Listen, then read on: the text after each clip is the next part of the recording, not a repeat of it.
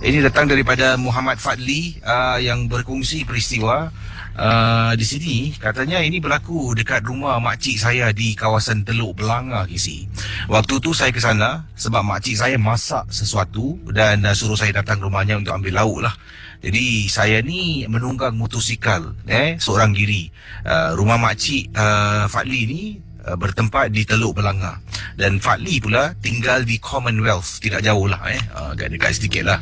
Jadi makcik saya memang kalau dia masak sesuatu, nanti dia akan telefon lah, tanya, Fadli kau kat mana?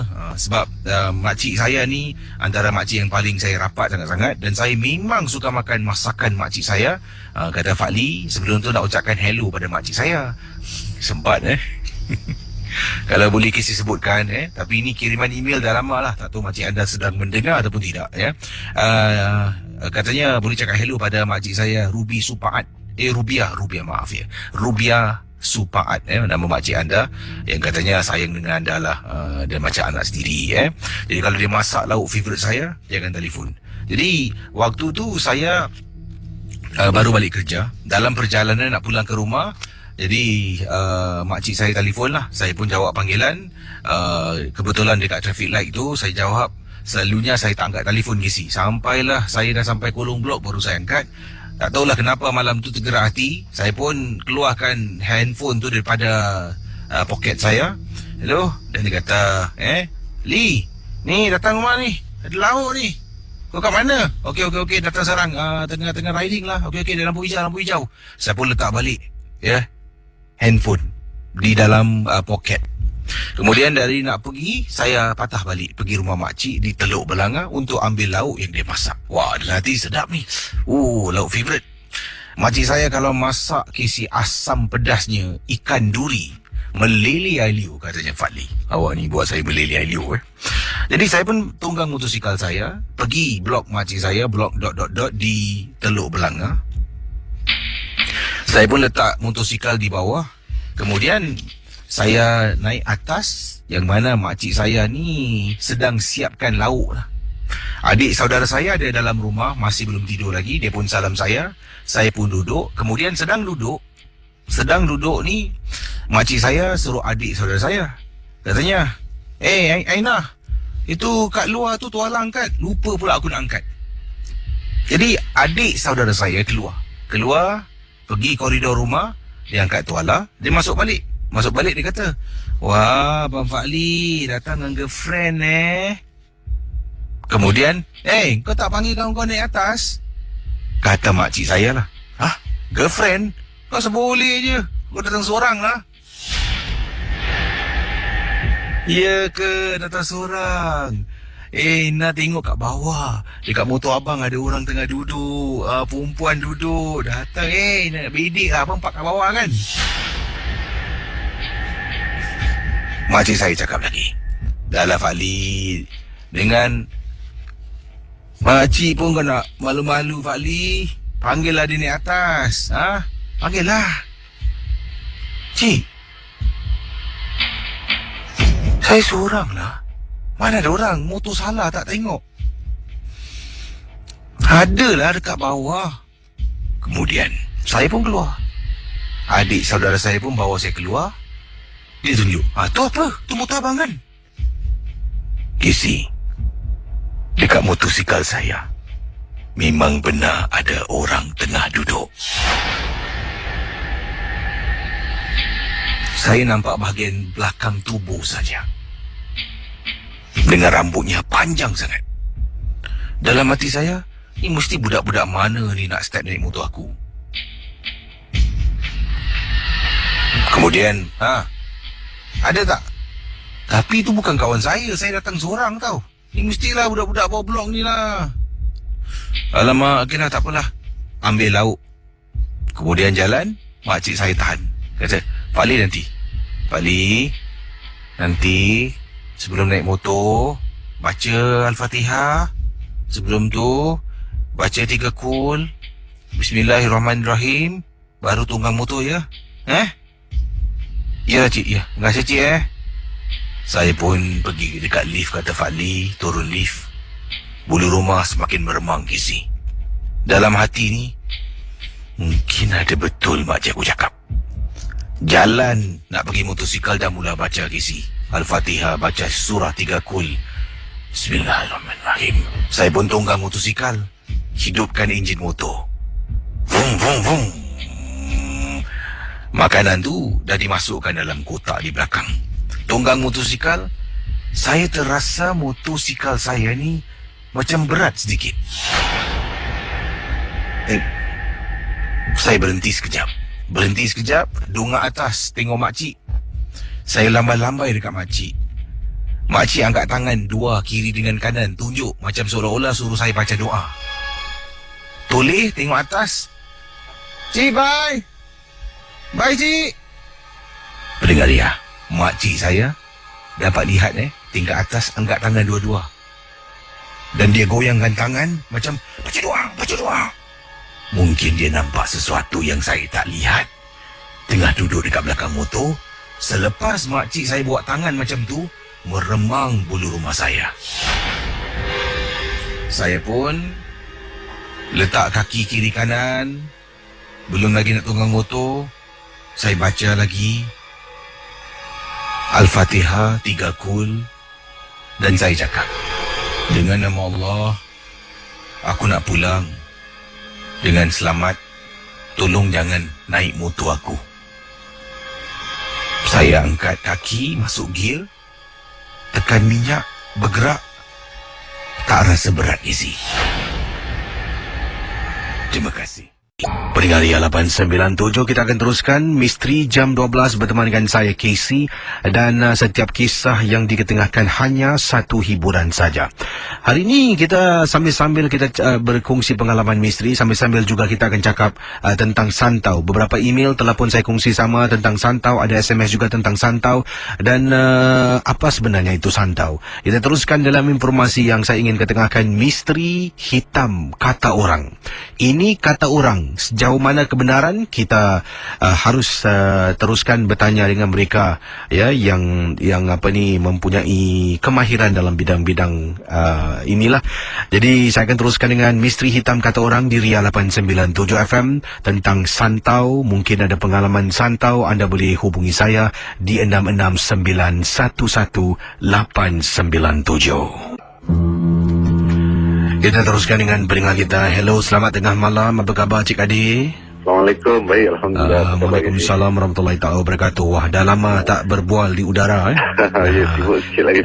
Dan malam ini betul sungguh kita dapat mungkin mendengar pengalaman anda, Cik Adi ini tentang santau. Ini saya tanya tadi sebagai topik sambilan lah. Sebenarnya mungkin dari fahaman Cik Adi sendiri, apakah tu santau dan pernahkah anda berdepan dengan orang yang disantau ni? Bagaimana? Okey, insyaAllah secara ringkas Kisi. Santau ni mesti ada 3 macam Kisi ya. Satu ialah bahannya, iaitu racun-racun dia. Kemudian tu nak kena baca dia lah, mentera kan. Dan penghantarnya iaitu jin lah, ataupun dipanggil makhluk halus. Kemudian orang yang buat santau ni dia mesti pakar, iaitu menggunakan bahan-bahan seperti kaca. Kaca, sometimes dia orang gunakan kaca daripada lampu fluorescent light sebab kaca dia halus. And then isa ular, tu bulu, rebung bulu. Yang satu ganjil tu ialah betu katak buru, itu sangat racun. And then kuku kita tu, bila kita asal kuku tu, abuk kuku tu, and then ada buah kacang hantu dipanggil, ataupun ketak ipuk, macam-macam lah. Dia orang kena campur. Bahan yang utama pun rambut jadi santau ni memang terbagi pada 4 macam Casey tadi cakap iaitu satu, cara 77, makan atau minum. Kemudian tu ada santau langka yang Casey cerita tadi. Langka ni nanti saya ceritakan lah. Dengan santau angin, yang lazimnya 77 dengan angin lah. Makan dan minum tu senang kita detect, kerana kalau kita rasa minuman tu di bahagian bawahnya sejuk, atas panas, atau atas panas bawah sejuk, itu ada santau lah. Tapi sekarang jangan kira kalau ais Milo tu memang panas sejuk okay. And then cara diorang lepaskan kalau santau angin tu, dia boleh hembuskan lah. Yang hembus ni sangat bahaya, kerana siapa yang ada sebelah-sebelah orang mangsa tu, dia pun akan terkena serpihan. Jadi ini hembus pergi ke paru-paru, yang mana paru-parunya akan rosak. Ini yang dia kena batuk nanah, batuk darah, kemudian tu boleh bawa maut lah. Ada yang santau renjis dekat makanan ya. Dia celup dia punya santau tu, kemudian dia renjis-renjiskan. Itu normally dekat majlis kahwin. Kenduri kendara dia action cuci tangan kan. Kemudian tu santau yang langka tu normally dia taruh dekat alas kasut kita lah, selipar kita atau baju-baju kita macam gitu. Kemudian banyaklah cara-cara yang lain kan. Akibat santau ni dia makan masa gitu ya. Sometimes beberapa hari, dan dia boleh bawa macam tadi kakak tadi cerita yang isterinya punya kaki bengkak kan, makan masa bertahun-tahun bertahun-tahun dia sehingga 5 tahun yang boleh bawa maut lah. Jadi bila dia kena rebung ni semua, dia gatal tu kat badan kan. Gatal bila kita garuk luka, itu yang dia masuk ke dalam badan lah. Itu santau tu yang makan masa lambat. Dia makan masa lah. Okey, dan apabila orang terkena santau ni kan, dia punya side effect ialah hitam, demam, batuk. Kemudian tu kalau nak terang sekali, kita tengok kuku dia lah. Kuku dia berubah hitam ke biru-biruan. Jadi dalam X-ray ni memang susah nak nampak di sini. Pasal terlalu halus. Itu yang doktor cakap tak boleh nampak lah. And then satu lagi Casey, kalau nak tahu orang yang mengamalkan santau ni, dia susah nak ada zuriat. Itu sedikit lagi sih pasal santau ni. Jadi pernah Cik Adi berdepan dengan orang yang disantau tak? Okey, selalunya yang datang tempat kita banyak dia orang fikirkan dia orang kena santau. Tapi bila kita periksa, kita cek bukan santau lah. Sebenarnya mereka kena barang lain. Cuma bila dia rasa muntah je tu kan, dia rasa dia dah kena santau. Sebab kena santau tu ada tanda-tanda yang banyak kan Casey. Tapi cara paling mudah untuk diorang nak hilangkan santau. Santau ni racun Jadi bila dia kena kat badan, bila gatal garuk tu panas pedih dan panas. Ubatnya air kelapa. Air kelapa muda. Jadi diorang minum air kelapa ni sangat berfaedah untuk menghilangkan racun, mengurangkan racun ni. Jadi bila dia minum, nanti dia akan muntah, akan buang air, dia akan cuci lah makan masa. Tapi bukanlah satu hari 10 biji nanti kena kencing manis pula kan. Jadi kena ada adat dia lah, cara-cara dia kan. Air kelapa muda, jangan beli yang dekat tin-tin tu semualah. Yang bagus cari buah dia kan, potong dan minum. Kerana tak ada campur-campur lagi sih. Itu dia Dan sebelum kita akhiri ni, dah Cik Adi telefon ni terlanjur ni, tanya juga pendapat pandangan tentang kisah abang tadi yang bercerita tu tentang rumahnya katanya duit hilang Okey, untuk toyo ni ada banyak petua. Ada yang cakap tabur kacang, ada yang cakap pakai duit Cina, bayang tu semua kan. Yang paling senang aja, cari Atar Kasturi, bacakan ayatul kursi, lepas tu taruhkan dekat mana dia simpan laci dia ke apa. Kalau hilang, itu manusia yang ambil. Kalau toyol, dia tidak berani dengan Atar Kasturi ni. Atar Kasturi, bacakan ayat, insyaAllah. Taruh dekat gerobok ke dekat duit sikit lah. Jangan taruh banyak lah dekat duit tu kan. Nanti orang lain kan ada ibu duit pula kan. Dekat gerobok-geroboknya taruh kunci. Sebab ada beberapa kes datang, Alhamdulillah berjaya.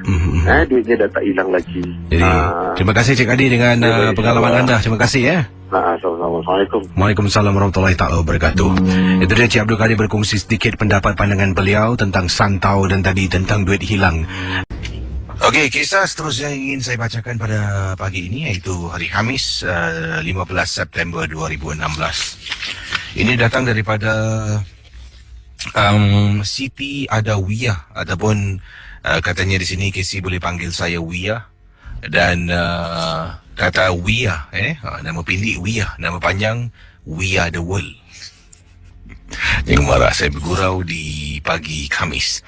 Baik, Wiyah berkongsi pengalaman menceritakan satu kejadian yang berlaku pada dirinya. Katanya, Casey, dalam rumah saya ni ada satu kejadian pernah berlaku. Rumah saya kalau masak nasi, hanya dalam 3-4 jam nasi yang dimasak penuh tu akan basi. Jadi bila buka periuk nasi tu, nampak dah nasi tu dah mula lembik. Dan bila makan tu boleh rasa nasi tu dah basi. Dan pada mulanya ingatkan periuk nasi yang rosak. Saya pun membeli periuk nasi yang baru dan masak sama juga. Masalah nasi basi. Selain dari itu, kata Wiyah, saya pernah nampak juga susuk tubuh dalam rumah yang lalu. Ada kalanya saya sedang duduk dekat ruang tamu nanti ternampak seolah-olah macam ada orang masuk dalam bilik tidur.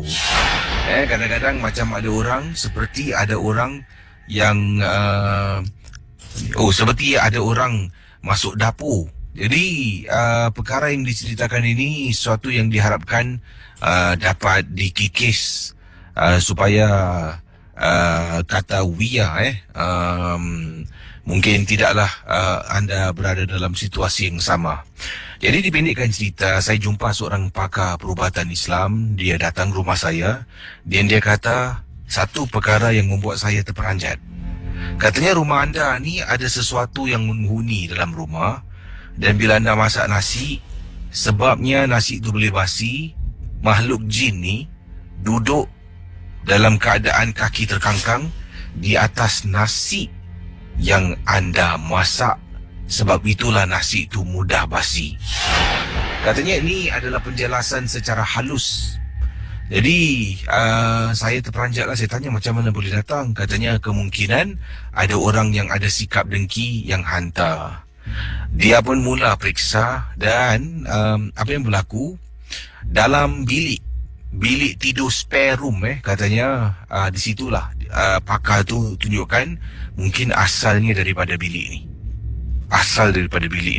Cari, saya tolong pakar ni cari. Akhirnya dalam bilik itu semimangnya ada penghuni yang serba hitam. Jadi pendengar Misteri Jam 12, apa yang terjadi bila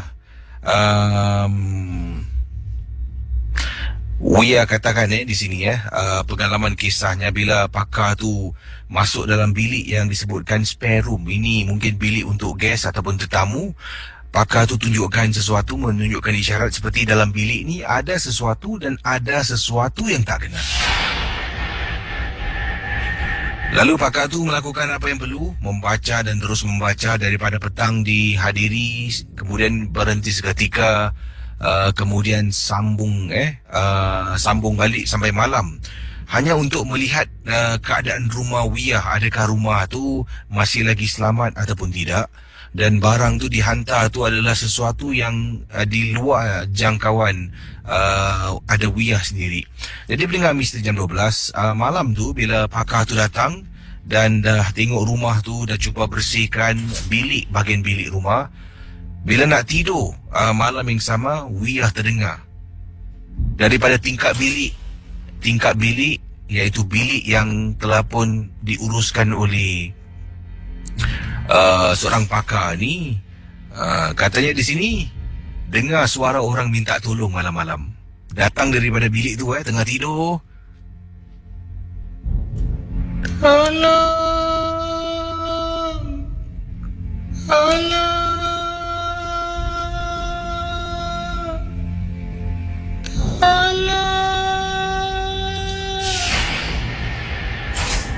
Kata Wiyah, saya selepas dengar tu saya telefon pakar beberapa kali baru dia jawab. Kemudian saya kata, Pak, masih lagi dengar suara. Okey, esok dia akan datang. Dipendekkan cerita, pakar tu datang. Pakar tu dengan Wiyah cuba cari sekali lagi dalam bilik, gelidah barang sana sini. Rupa-rupanya ada orang selitkan sesuatu dekat belakang pintu dalam bilik.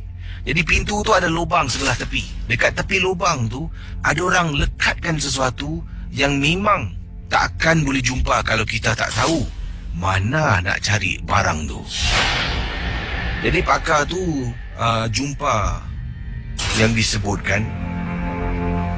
Jadi akhirnya ditarik sejenis bungkusan kecil, sangat-sangat bungkusan ditarik daripada tepi pintu, iaitu bahagian hinge ataupun bahagian ada ruang pada pintu berkenaan, dan barulah dia tahu bila dia pegang barang tu, bulu rumah mula meremang. Sesuatu yang tak kena ada kaitan, katanya di sini dengan perbuatan yang berlaku dalam rumahnya. Jadi itulah kisah yang diceritakan. Terima kasih dan selamat tengah malam.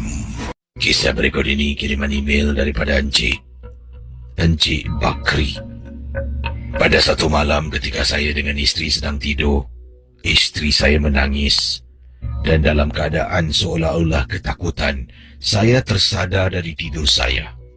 Saya toleh isteri saya dengan tangan terkapai-kapai, seolah-olah nak mengelakkan daripada diserang sesuatu.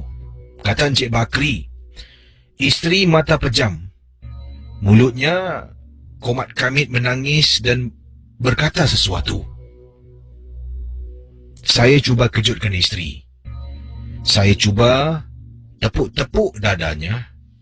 Saya cuba tepuk-tepuk bahunya, tarik tangan. Tapi dia masih tetap tak bangun, masih dalam keadaan mimpi yang menakutkan. Encik Bakri lalu memegang tangan isteri yang sedang terkapai-kapai menolak sesuatu. Saya pegang kesi tangan isteri saya. Bismillahirrahmanirrahim. Ya Allah, ya Tuhanku, tolonglah. Saya baca Ayatul Kursi dan saya sembuh kemudian ke wajah isteri saya. Tangan isteri saya yang sebelum ni dia angkat sendiri dengan tenaganya. Setelah saya baca dan saya hembus, terus menjadi lembut. Dan bila saya lepaskan, tangan isteri saya jatuh ke tepi tubuh isteri saya. Isteri saya buka mata perlahan-lahan dan dia istighfar. Saya tanya pada dia kenapa, apa yang berlaku. Dia tak tahu kenapa, apa yang berlaku. Dia cuma ingat dalam tidur, dia bermimpi, dia diserang oleh sesuatu. Pendengar Ria 897, gangguan yang dialami oleh isteri saya bukan sekali, malah untuk beberapa minggu berikutnya.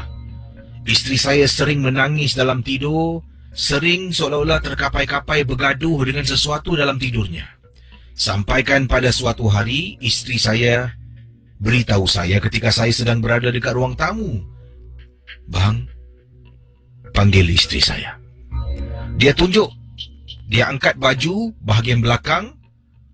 Ada cakaran kisi, seolah-olah 3 jari cakaran, bukan satu. Ada 3 jari cakaran, beberapa cakaran berlaku dekat belakang badan isteri saya. Astaghfirullahalazim. Apa ni yang? Kata isteri saya. Dia pun tak tahu macam mana hal ini boleh berlaku, tapi tadi bila dia mandi, dia letak sabun dekat belakang. Tiba-tiba rasa pedih. Lalu dia cuba toleh dan lihatkan badan belakang ni melalui cermin. Dia terperanjat bila nampak cakaran-cakaran.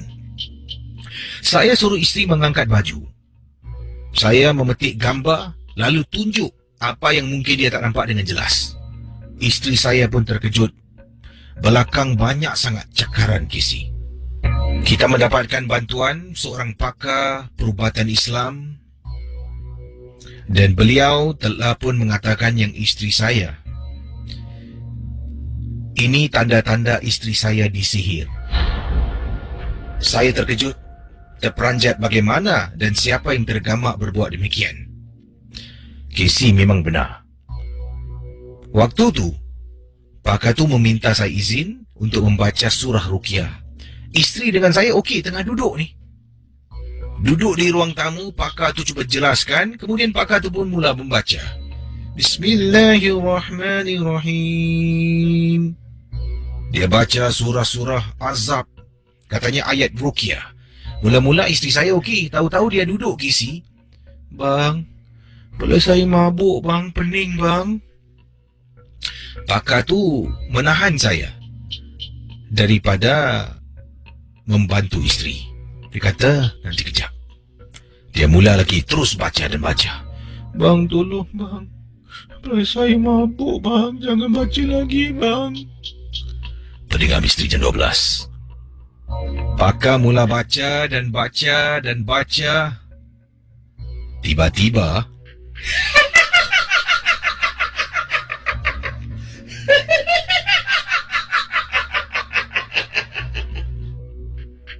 saya terperanjat bila melihat isteri saya ketawa dan mengilai sekuat-kuatnya.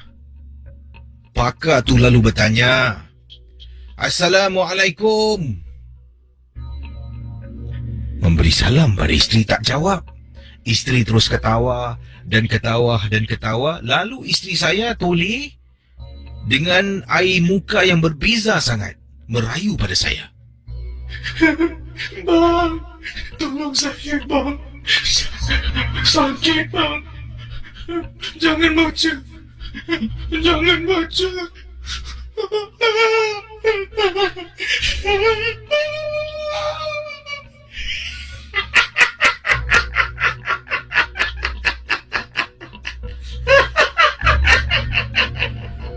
Saya teruskan kisah yang dikirimkan oleh Encik Bakri. Encik Bakri kata proses rawatan bukan sekali. Encik Bakri cuba dan cuba dan cuba. Akhirnya dia keluar. Tapi Encik Bakri kata dia akan kembali untuk menghantui isteri anda. Sebab ini bukanlah benda yang datang singgah. Yang datang singgah kita cakap, kita suruh keluar, dia keluar. Dan takkan datang lagi. Tapi kalau yang disihir, dia keluar balik pada tuan dan tuan akan cakap, engkau pergi balik badan dekat budak ni. Jadi antara cara yang boleh dibuat adalah satu, sakitkan dia, sampaikan dia takut nak kembali. Yang kedua, bila dia keluar, kena pagar rumah. Pagar rumah pun tak semestinya dia tak boleh masuk. Macam-macam cara dia akan masuk. Kita berikhtiar, kata Encik Bakri, dan cuba dengan bantuan pakar. Alhamdulillah Kesi, isteri saya pulih daripada gangguan. Rumah kami pun dipagar. Dan isteri saya tidak lagi mimpi-mimpi yang menakutkan. Rupa-rupanya mimpi-mimpi yang isteri saya alami, gangguan dalam tidur, cakaran pada tubuhnya, adalah tanda-tanda isteri saya disihir. Hello, selamat tengah malam. Halo Kesi, apa kabar? Ada kronik kes yang teramat sangat ya. Ya, silakan. Paling nak cerita, kalau sesiapa misteri, banyak misteri Kesi. Tapi misteri, ini Pak Adi nak cerita, kalau seorang laki-laki, kalau kamu ada satu perangai yang amat zalim or nonsense character yang dipanggil wife beater atau yang dipanggil kaki pukul pantai bini yang teramat biadab. Pak Adi nak cerita Kesi, seorang laki-laki ni, seorang pemuda, ini sebenarnya Pak Adi maaf banyak Pak Adi ni pakar, bukan kerana pakar saja alam gaib, kerana pakar memulihkan semangat orang yang dizalimi Kesi. Sebenarnya apabila satu kadang-kadang siapa pemuda-pemuda kalau dah bercinta, dah bersyukur, dah perempuan tu nak kau sebagai suami, tapi lepas dah kahwin Kesi, dia tunjuk dia petrol color. Apa Kesi Taufik kan? Dia tunjukkan sifat zalim dia Kesi. Jadi waktunya selama ni sebelum dia dapat perempuan tu cukup manis, dia bersopan santun depan mak bapak perempuan tu waktu bertunang, cium tangan, mak perempuan tu dia cium tangan, bapak perempuan cik balik dulu, kadang-kadang tumpang solat rumah perempuan tu. Tapi di sebaliknya Kesi, ada sifat iblis yang amat kebinatangan, iaitu dia ni rupanya ada psikiatrik yang dipanggil apa tak Kesi? A wife beater mentality, iaitu kaki pukul pantai bini, penyakit kronik yang ada dekat otak mafia dia.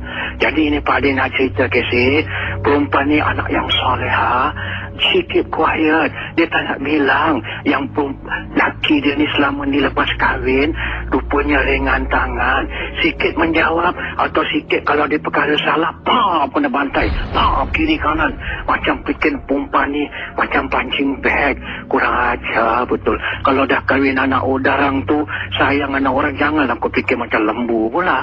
Jadi apa nak bikin Pak ni cakap, dalam keadaan dia kahwin 2-3 bulan Kesi, dia balik rumah ibunya dan dia telah dalam keadaan histeria yang sakit dan dia hampir nak gila.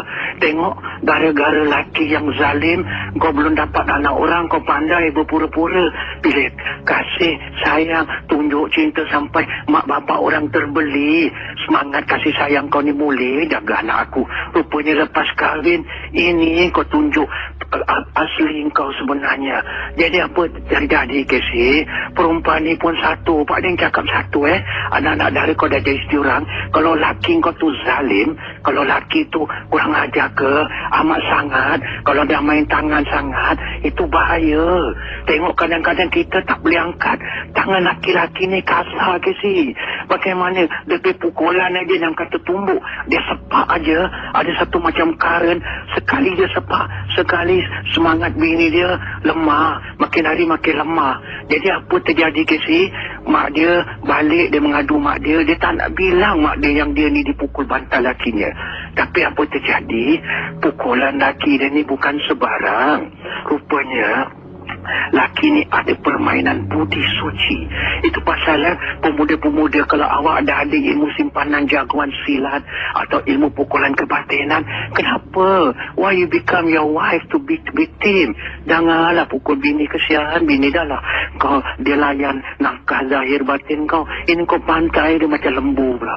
Tapi yang bantai itu bukan sebarangan, Kesi. Budak laki-laki yang ada ilmu persilatan dan ada ilmu dampingan ilmu kebatinan. Dan apa terjadi? Pukulan batin dia itu yang disepak tambah dia sedar telah meresap semangat laki perempuan ni sampai penyakit makan dalam. Di situ apa terjadi? Bila Pak Radin datang, Pak Radin cakap dengan dia, mak dia cakap, Pak Radin, boleh tak anak saya sekarang ada waktu bila berbual macam terketak-ketak, bila berbual tergagap-gagap. Jadi Pak Radin tolong adakah dia tersampuk. Jadi bila cakap Pak Radin harap datang, saya minta Pak Radin tengok adakah dia ni tersampuk atau kena alam lain. Jadi bila Pak Radin datang, Pak Radin tanya dengan dia, mati-mati dia tak nak simpan. Sepatutnya orang lain cakap apa tau? Biar pecah di perut, jangan pecah di mulut. Tapi Pak Radin ada ilmiah psikologi yang dipanggil reverse psychology. Pak Radin tanya dia cara pancingan. Pak Radin cakap, engkau jujur dengan Pak Radin, Pak Radin akan bantu kau yang terbaik. Pak Radin cakap, aku tengok kau macam mana aku sendiri. Pak Radin sayang macam mana. Jadi Pak Radin cakap, jujurlah dengan kau. Baru dia nangis. Dia nangis emosi, dia muntahkan. Dia cakap, Pak Radin, saya dipukul bantai oleh laki saya, Pak Radin. Kadang-kadang bila saya sikit aja marah dia sikit, pam, dia tempiling satu tangan. Dalam hati saya cukup kepara jantan ni. Pak Radin cakap, apa terjadi? Bila malam dia, bila Pak Radin jumpa dia, Pak Radin pegang dia je, Pak Radin nak jampi kepala dia, dia menggeletak-geletak, dia pekik, mak tolong aku, mak rakit mak badan aku. Seluruh badan dia sakit kerana apa, Kesi? Pukulan bantai dari suami dia yang ada ilmu kebatinan, yang dibelajar dari jurus silat yang bersamping dengan pukulan batin. Tapi Pak Radin dapat curekan penyakit kronikis kerana pukul bantai suami yang amat zalim ini. Pak Radin cakap dengan dia, Pak Radin tak suka mempecah berahkan rumah tangga orang. Tapi Pak Radin cakap, kalau laki kau dah pukul bantai, lebih baik kau pecah. Dan bukan Pak Radin nak menghasut, berdosa memecahkan rumah tangga. Tapi Pak Radin cakap, aku turunkan kau satu doa yang baik, kau akan kuat semangat kau akan tahulah sama ada jodoh kau ni harus kau panjangkan atau tidak. Jadi ilmiah cerita Pak Radin, Kesi, perempuan ini bukan tersampuk.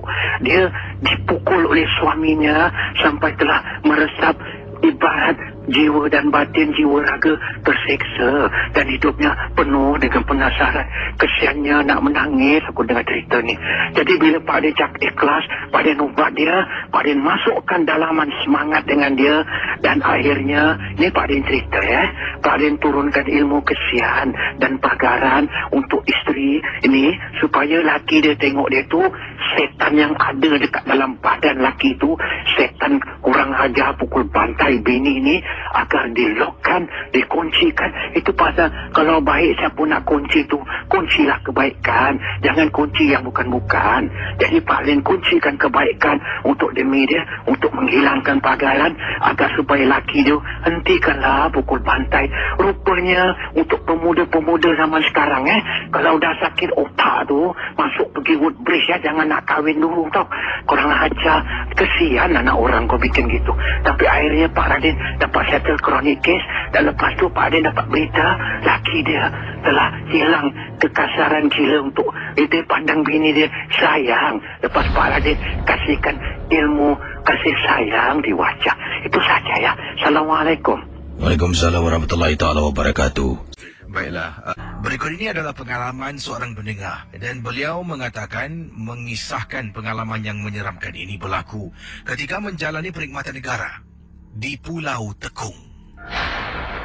Perkara ini berlaku agak lama dahulu. Waktu itu kita ada road march tengah-tengah malam, Kisi. Dan pengirim kita namanya Zulkifli berkongsi peristiwa yang menyeramkan. Bila ada road march pada tengah-tengah malam, kita beramai-ramai haruslah bergerak berjalan single file. Yang pertama sampailah orang ataupun askar yang terakhir. Saya orang yang terakhir. Saya berjalan di belakang, paling belakang sekali. Dan sebenarnya bila sedang berjalan beberapa kali sebelum kita bila kita mulakan perjalanan route march di dalam hutan di Pulau Tekong ini, kata Zulkifli, saya macam ada rasakan sesuatu ikut kami dari belakang. Sejak petanglah sampailah ke malam. Jadi bila malam dah tiba, sedang saya berjalan dengan kawan-kawan yang lain pada tengah malam tersebut, kami waktu berehat tu mula cerita-cerita yang seram. Saya menegur mereka dan juga ada teman-teman yang lain menegur. Dan saya menegur ni sebab saya tak suka dengar dan tak nak dengar. Maklumlah Kisi, saya orang yang terakhir. Takut-takut nanti ada benda ikut saya dari belakang. Jadi setelah kami berehat, kami pun mula bercerita. Jadi saya marah, saya kata jangan. Mereka tetap teruskan bercerita. Saya pun malas nak bangun sebab dah penat sangat. Saya duduklah, cubalah pekakkan telinga tapi dengar juga Kisi. Pengalaman-pengalaman satu persatu. Yang lain bercerita dan yang lain juga berkongsi pengalaman. Setelah berehat, kami mulakan lagi teruskan route march kami. Apa yang berlaku? Orang yang terakhir adalah saya. Sedang saya berjalan, saya terdengar suara tangisan seorang perempuan di dalam hutan. Mata saya berkeliaran mencari tangisan wanita tersebut. Casey, memang benar, tangisan amat jelas. Yang hairan, teman-teman saya ni semua tak dengar. Dan Casey, apa yang berlaku? Saya berhenti. Bila saya berhenti pada malam yang dimaksudkan itu, katanya Zulkifli, saya lihat kiri kanan belakang depan hutan. Tak dengar, tak nampak pun, tapi dengar suara tangisan tu. Mata saya berkeliaran. Saya tak pasti berapa lama saya berdiri. Apabila suara tu hilang, saya sedar. Bila saya tengok depan, kawan-kawan saya semua dah hilang. Rupa-rupanya saya tak bergerak. Kawan semua dah tinggalkan saya. Saya naik takut. Saya mula sebut-sebut dan pekik-pekik nama kawan. Tapi tidak seorang pun menyaut Casey. Apabila kali ketiga saya nak pekik, terdengar suara lagi tangisan. Kalau awal tadi suaranya agak jauh, kali ini dekat. Bila saya toleh, benda tu betul-betul tepi saya di bawah pohon sedang menyangkung Casey. Para pendengar Ria 897, kata Zulkifli, bila ternampak wanita tu sedang menyangkung, saya istighfar dan jalan. Setiap kali saya bergerak, setiap kali itulah saya rasakan saya berada di tempat yang sama. Sesaat kemudian, saya dengar ada orang panggil nama saya. Zul! Zul! Hai Zul, kau kat mana? Casey, orang sebut panggil nama saya dengar. Tapi saya tak nampak mereka, Casey. Saya masih berdiri. Saya teriak balik, tapi tak boleh kesampaian suara saya. Mereka macam tak dengar. Wanita tersebut ada di belakang saya, lebih kurang jarak 10 meter, sedang menangis. Teman-teman Ria 897, saya teringat akan apa yang diceritakan oleh pakcik saya. Sekiranya kita terperangkap di satu kawasan dan kita bergerak masih lagi berada di tempat yang sama, katanya di sini hendaklah kita membaca surah berikut ini. Tanggalkan sepatu kita sebelah kiri, letakkan sepatu, boot apa jua alas kaki dan tinggalkan tempat itu. Saya buat Casey. Saya baca surah yang pakcik saya ajar. Saya buka boot saya, walaupun menyiksa nak buka boot tu, saya tetap buka. Tanggalkan sebelah kiri, tinggal, dan saya bergerak tanpa pandang ke belakang. Lama-kelamaan saya nampak cahaya lampu suluh yang digunakan oleh rakan-rakan saya. Saya pekik dan pekik dan pekik, barulah suara saya terkeluar. Teman-teman saya suluh ke arah saya dan barulah saya berjumpa dengan mereka. Saya dimarahi oleh peletun sarjan saya. Dia tanya ke mana saya pergi, kenapa tak bilang? Saya tak tahu nak cakap apa, Casey. Saya cuma berdiam diri saja. Saya kata, later I will explain. Jadi, nasib baiklah peletun sarjan saya memahami keadaan. Kami semua pulang ke kamp keesokan harinya. Dan saya ceritakan kepada mereka, mereka semua takut. Dan Casey, kalau Casey nak tahu, untuk pengetahuan Casey, di Pulau Tekong, sekarang ini setiap hari Khamis malam Jumaat, tidak ada apa-apa aktiviti dalam hutan yang dibenarkan untuk dijalankan. Kalau Casey tak percaya, tanyalah mereka yang menjalani perkhidmatan negara. Khamis malam Jumaat, Thursday night, ataupun dikatakan Friday night, memang tak ada latihan. Percaya ataupun tidak. Terima kasih, Casey. Baik, pendengar yang 897 FM. Yang ini seterusnya saya nak kongsi pengalaman. Saya baca kisah ni dan beliau juga ada kirimkan gambar. Agak seram sedikit. Gambar bukan pasal gambar hantu, tak ada pun. Tapi ini daripada Kak Kamariah berkongsi. Katanya, baik. Ini yang berlaku. Beliau kata kakak ada seorang anak perempuan. Satu-satunya anak perempuan dalam keluarga. Dan anak kakak ni yang anak bongsu ni jarak usia dengan abang-abangnya jauh. Perbezaan umur 15 tahun. Abangnya 2 orang dan abangnya 2 orang dan dah pun berpindah lah. Dahulunya abang dengan kakak ipar tinggal serumah dengan kakak Kak Kam dengan anak. Kak Kam katanya tidak mempunyai suami, dah pun meninggal dunia. Jadi dari apa yang saya faham, pengalaman yang diceritakan oleh Kak Kam, setelah abang berumah tangga tu menetap seketika rumah Kak Kam, dah ada rumah, dah pindah ke rumah sendiri. Jadi dalam rumah yang mereka menetap sekarang ini, ataupun pada waktu itu, hanya Kak Kam dan anak perempuan bongsu lah yang jarak usia dengan abang-abang 15 tahun. Wah, ni kira baby of the family lah. Jadi anak Kak Kam ni, sejak dia kecil, anak perempuan Kak Kam gemah dengan anak-anak patung. Katilnya penuh dengan anak patung. Katil, tempat study table dia akan letak anak patung. Dan almarinya juga ada anak-anak patung yang dah tak ada tempat lagi, disimpan dalam almari. Anak gadis kakak ni pada satu hari tu telah pun attachment di luar negeri. Beliau telah pun dihantar attachment lebih kurang selama 2 minggu keluar Singapura. Sekolah yang hantar Casey. Memang berat hati, tapi ialah itu yang dia inginkan. Kakak terpaksa izinkan anak gadis kakak pergi.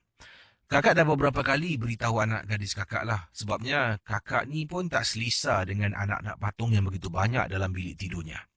Dan anak-anak patung kalau jenis yang beruang, teddy bear, kakak tak kisah, tak seram pun.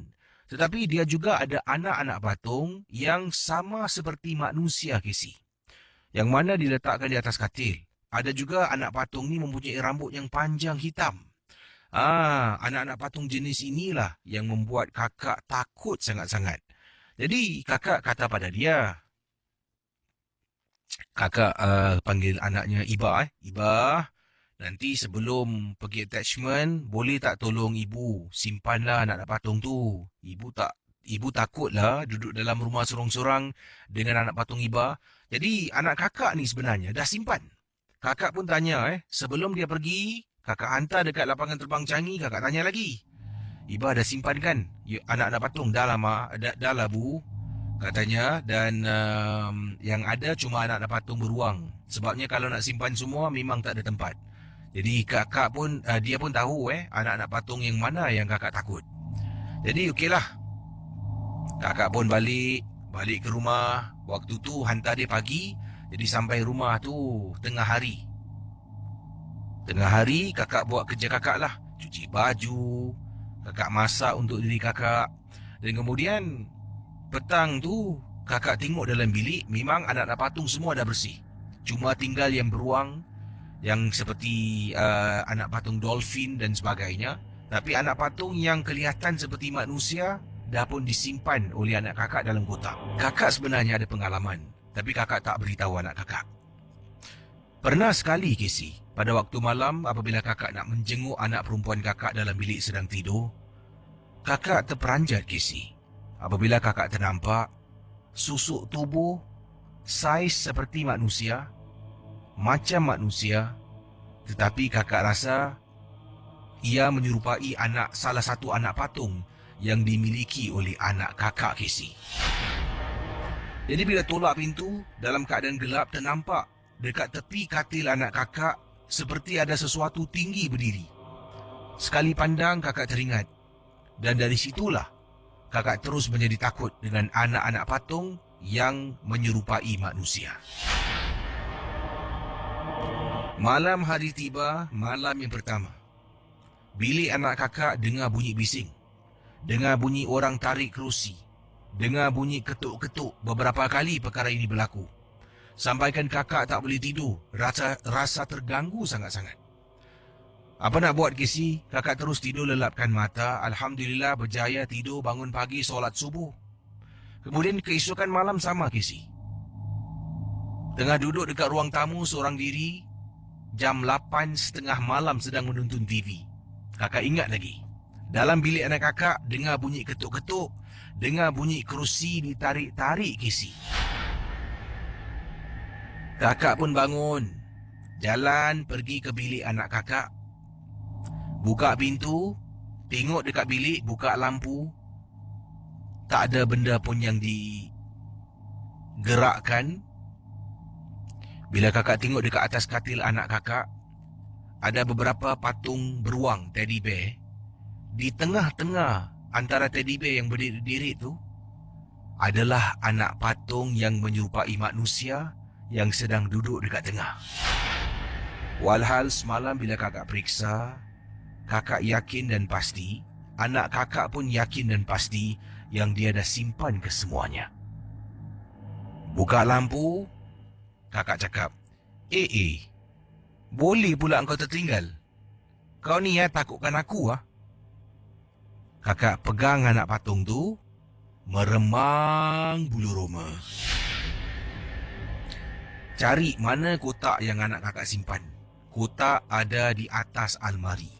Kakak letak anak patung tu balik dekat atas katil tengah-tengah, keluar dari bilik, pergi ke dapur nak ambil kerusi.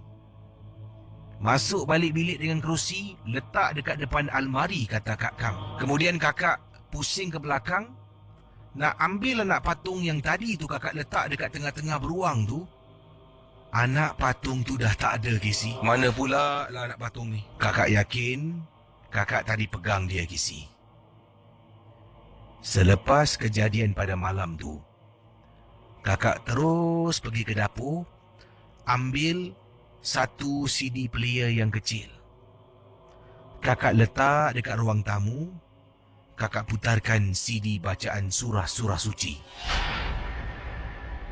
Malam hari, kakak ambil CD tu, masuk dalam bilik, cucuk sebelum tidur, kakak putarkan, tutup pintu, kemudian kakak baring dekat atas katil.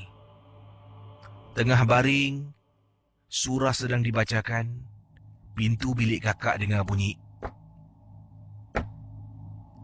Bayangkan mendengar dia. Kakak tak nak beritahu anak lelaki sebab kakak tak nak mereka ni rasa khawatir terhadap diri kakak. Kakak tak nak beritahu anak perempuan sebab kakak pun tak nak dia bimbang dan risau pasal kakak. Terpaksalah, Casey, kakak mengharungi perkara ini seorang diri. Kakak hanya telefon sahabat karib kakak. Sahabat karib seringkali beritahu kakak, beritahulah anak-anak kau. Tak naklah, aku tak nak susahkan orang. Casey, kakak ada kirimkan gambar kepada Casey. Gambar anak patung yang kakak maksudkan. Minta maaf kalau gambarnya blur sebab handphone kakak ni tidak begitu baik. Inilah anak patung yang disebutkan. Sila tengok gambar. Seram anak patung ni terima kasihlah kak ya. Jadi saudara, sekarang ni anak patung tu tak tahu ke mana. Sejak kakak nampak anak patung dekat tengah-tengah, ambil kerusi, datang balik, hilang. Dah tak tahu anak patung tu hilang ke mana. Dan anak patung tu akan mengganggu Kak Kam pada waktu malam kalau Kak Kam seorang diri. Kalau dalam rumah ada anak perempuan, tidak akan berlaku sebarang gangguan. Anak gadis kakak, kakak nak beritahu dia pun takut dia tak percaya. Buat bodoh sudahlah. Terima kasih dan selamat tengah malam. Man kata kisah yang berlaku pada tahun 1996. Wah, lama tu Pada satu malam saya berbasikal pulang dari jumpa members di kawasan Bedok lah. Saya tinggal di Potong Pasir. Selalunya apabila sampai di Jusing Road, saya akan mengambil jalan pintas di Lychee Avenue untuk pulang ke rumah. Tetapi pada malam tu saya tidak menggunakan jalan yang biasa saya gunakan, Casey. Saya gunakan Mount Vernon Road. Oh, Mount Vernon tu belakang tanah perkuburan bidadari, kalau anda tak tahu kawasan Jusing tu semua memang sunyi lah malam-malam macam ni dan saya gunakan Mount Vernon Road. Di sana kawasan, saya rasa tempat perumahan Gurkha. Ada situ lah, ada flat-flat yang kosong, tempat bakar mayat Cina pun ada. Dan katanya saya lalu sekolah lama Sang Nila Utama, depan pintu besi sekolah tersebut tu ada sebatang pohon Cannonball Tree. Di bawah pohon itu ada beberapa perabot yang dah dibuang lah, tak digunakan lagi. Saya terus mengayu basikal saya menuju ke jalan utama. Dari sekolah ke jalan utama ada sedikit slope lah. Dan slope ini harus saya kayu basikal menaiki slope tersebut. Apabila saya mengayu bersebelahan dengan kubur bidadari, saya perasan macam ada sesuatu yang ikut saya. Bila saya toleh ke belakang, saya ternampak ada macam benda ni Kisi. Beberapa meter belakang dari saya, benda putih ni. Saya pun berhenti dan mengamati, cuba memerhatikan lah benda yang saya nampak tu. Yang buat saya terpanjat dan seram bila saya nampak tu, seolah-olah benda tu bergolek-golek datang dari belakang. Dekat kawasan tu mungkin beliau seorang saja sedang berbasikal nak naik slope tu. Betul-betul dekat kawasan bakar mayat di Mount Vernon. Betul-betul sebelah dengan kubur bidadari. Dan dia ternampak ada benda ni, seolah-olah bergolek-golek macam kejar dia dari belakang. Dan saya pun terus mengayuh basikal dengan pantas sambil pekik sekuat-kuatnya. Bayangkan saya pekik lah. Allahu Akbar katanya. Saya pun sampai ke jalan utama dan mengayuh basikal terus ke kolong blok rumah saya. Bergegas saya naik ke rumah. Itulah pengalaman yang tak dapat saya lupakan dari Man berkongsi kisahnya. Baiklah, berikut ini adalah pengalaman seorang pendengar. Dan beliau mengatakan mengisahkan pengalaman yang menyeramkan ini berlaku ketika menjalani perkhidmatan negara di Pulau Tekong. Perkara ini berlaku agak lama dahulu. Waktu itu kita ada road march tengah-tengah malam Kisi. Dan pengirim kita namanya Zulkifli berkongsi peristiwa yang menyeramkan. Bila ada road march pada tengah-tengah malam, kita beramai-ramai haruslah bergerak berjalan single file. Yang pertama sampailah orang ataupun askar yang terakhir. Saya orang yang terakhir. Saya berjalan di belakang, paling belakang sekali. Dan sebenarnya bila sedang berjalan beberapa kali sebelum kita bila kita mulakan perjalanan route march di dalam hutan di Pulau Tekong ini, kata Zulkifli, saya macam ada rasakan sesuatu ikut kami dari belakang. Sejak petang lah sampailah ke malam. Jadi bila malam dah tiba, sedang saya berjalan dengan kawan-kawan yang lain pada tengah malam tersebut, kami waktu berehat tu mula cerita-cerita yang seram. Saya menegur mereka dan juga ada teman-teman yang lain menegur. Dan saya menegur ni sebab saya tak suka dengar dan tak nak dengar. Maklumlah Kisi, saya orang yang terakhir. Takut-takut nanti ada benda ikut saya dari belakang. Jadi setelah kami berehat, kami pun mula bercerita. Jadi saya marah, saya kata jangan. Mereka tetap teruskan bercerita. Saya pun malas nak bangun sebab dah penat sangat. Saya duduklah, cubalah pekakkan telinga tapi dengar juga Kisi pengalaman-pengalaman satu persatu. Yang lain bercerita dan yang lain juga berkongsi pengalaman. Setelah berehat, kami mulakan lagi teruskan route march kami. Apa yang berlaku, orang yang terakhir adalah saya. Sedang saya berjalan, saya terdengar suara tangisan seorang perempuan di dalam hutan.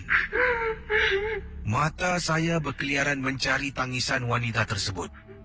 Kisi, memang benar, tangisan amat jelas.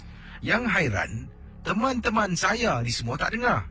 Dan Kisi, apa yang berlaku, saya berhenti. Bila saya berhenti pada malam yang dimaksudkan itu, katanya Zulkifli, saya lihat kiri kanan belakang depan hutan. Tak dengar, tak nampak pun, tapi dengar suara tangisan tu. Mata saya berkeliaran. Saya tak pasti berapa lama saya berdiri. Apabila suara tu hilang, saya sedar. Bila saya tengok depan, kawan-kawan saya semua dah hilang. Rupa-rupanya saya tak bergerak. Kawan semua dah tinggalkan saya. Saya naik takut. Saya mula sebut-sebut dan pekik-pekik nama kawan. Tapi tidak seorang pun menyaut Kisi. Apabila kali ketiga saya nak pekik, terdengar suara lagi tangisan. Kalau awal tadi suaranya agak jauh, kali ini dekat. Bila saya toleh, benda tu betul-betul tepi saya di bawah pohon sedang menyangkung, Kisi. Para pendengar Ria 897, kata Zulkifli, bila ternampak wanita tu sedang menyangkung, saya istighfar dan jalan. Setiap kali saya bergerak, setiap kali itulah saya rasakan saya berada di tempat yang sama. Sesaat kemudian, saya dengar ada orang panggil nama saya. Zul! Zul! Hai, Zul, kau kat mana? Kisi, orang sebut panggil nama saya dengar. Tapi saya tak nampak mereka, Kisi. Saya masih berdiri, saya teriak balik, tapi tak boleh kesampaian suara saya, mereka macam tak dengar. Wanita tersebut ada di belakang saya, lebih kurang jarak 10 meter sedang menangis.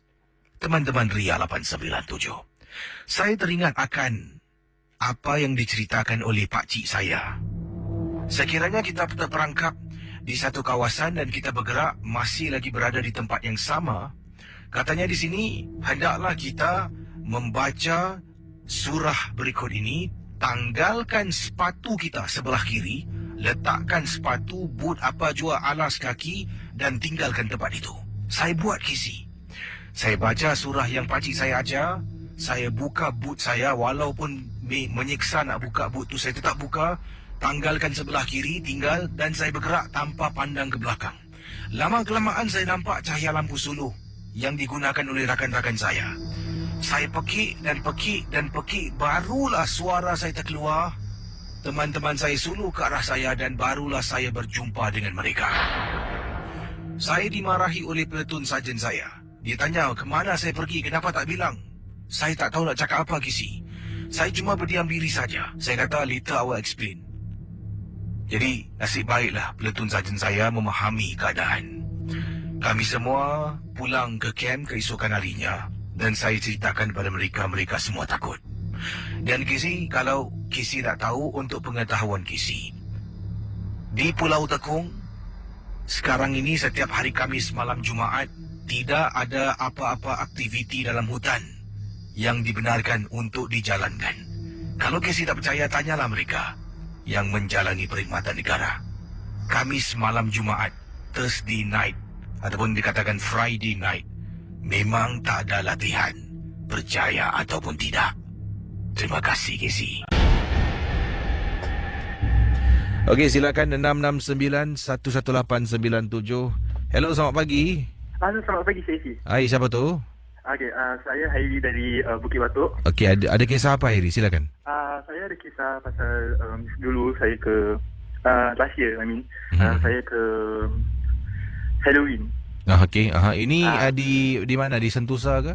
Ya, di Sentosa. Okey, Okey, saya dulu last year saya ke Sentosa. Okey, kan selama ini kalau Halloween kan diorang ada sebagai macam Pontianak dan sebagainya lah. Dan after that, satu part ni saya ingat tu, bila saya terpandang lah, saya terpandang satu bentuk ni. Saya ingat kan dia bagai macam prank, you know. After that, saya ingat tu macam prank. Then after that, bila saya tulis terhadapnya, saya renung dia macam I stay very tengok lah whether it's human or not. Then bila saya tulis ke arah kawan saya dan saya berbual dengan dia, habis saya tulis balik tempat dia. Saya tulis ke tempat tadi lah. And after that, benda tu hilang semata-mata. Sebagai macam 5 saat gitu. Ini tahun lepas lah. Tahun lepas. Jadi anda ke sana berapa ramai? Saya dengan kawan-kawan saya agak ramai, about 5 ke 6 orang gitu. Tapi yang perasan anda seorang lah. Saya seorang, tapi saya ada bilang kawan-kawan saya kawan-kawan saya jangan indahkan. Tapi untuk saya firasat saya rasa macam benda tu memang betul hantu. 5 saat kan, dan semua 5 saat. Pasal benda tu boleh hilang kalau gitu aja. Dan namanya pesta hantu ni, Halloween ni, memang ramai yang pakaian macam tu. Dia pun banyak members ni. Kalau dia keluar pun orang tak perasan mungkin ya, betul. Jadi terima kasih. Selamat pagi pada anda. Kembali. Baik. Itu kisah dalam misteri jam 12. Saudara pendengar Ria 897, saya nak berkongsi kisah seterusnya ini. Ini adalah satu peristiwa yang diketengahkan oleh seorang pendengar. Ingat, setiap kisah yang anda dengar dalam rancangan Misteri Jam 12, benar ataupun tidak, anggaplah semua hanya sekadar hiburan. Yang ini daripada pendengar kita, saya pernah, ini bukan di sini tapi di seberang. Saya tak nak bilang seberang mana, seberang Malaysia ke, seberang Indonesia ke, seberang Brunei ke, Australia ke. Tapi kata beliau, saya pernah berminat sebenarnya nak jadi seorang penyanyi satu ketika dahulu. Dan saya pernah mencari seorang guru vokal untuk mengajar saya menyanyi.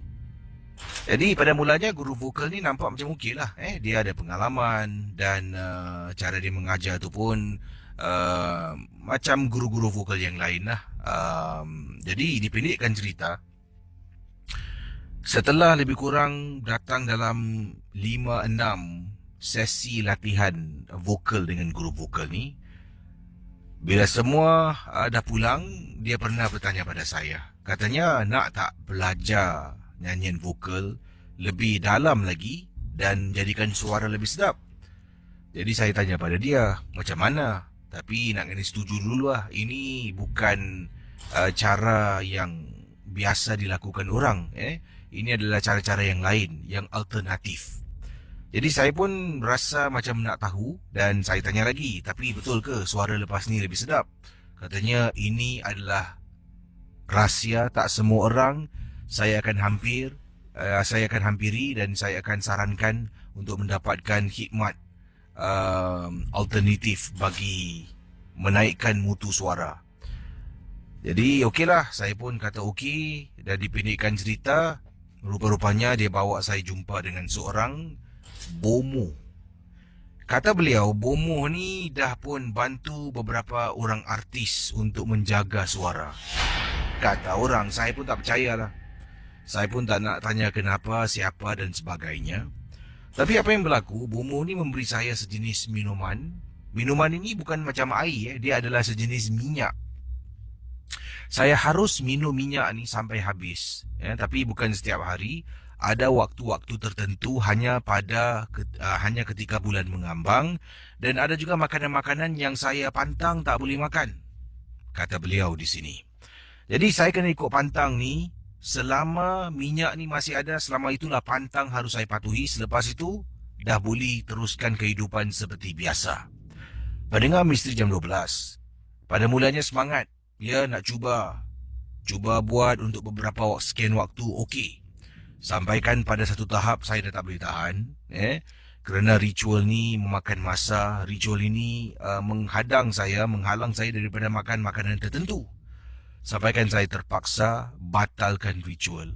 Dan akhirnya, katanya di sini, Casey percaya ataupun tidak, suara saya dulu macam suara biasa. Bila bercakap, bertutur macam suara orang biasa.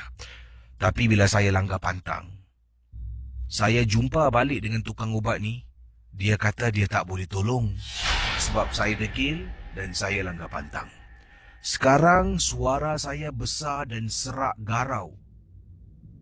Ini adalah satu suara yang mana saya tak nak, tetapi saya dah miliki suara yang besar, serak dan garau, dan saya langsung tak boleh menyanyi.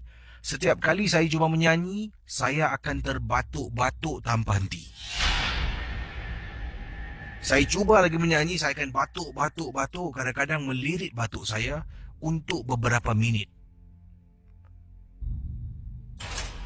Dah jumpa doktor periksa kerongkong saya, periksa tekak saya, tidak ada apa-apa penyakit.